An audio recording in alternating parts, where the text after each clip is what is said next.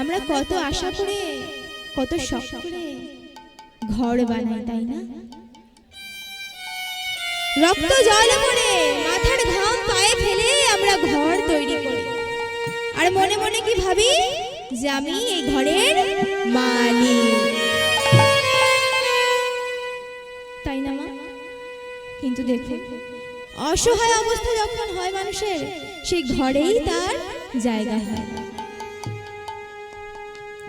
আমরা ঘর বাঁধি আমাদের পরিবার পরিজন যাতে ভালো থাকে, তাদের স্বার্থে আমরা ঘর বাঁধি।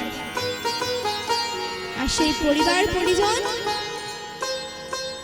কি করে না, যখন তাকে আর কিছুই দেওয়ার থাকে না আমাদের, যখন সব কিছু দেওয়া হয়ে যায়, তখন অপ্রয়োজনীয় জিনিসের মতোই ঘরের এক কোণায় ফেলে রাখে।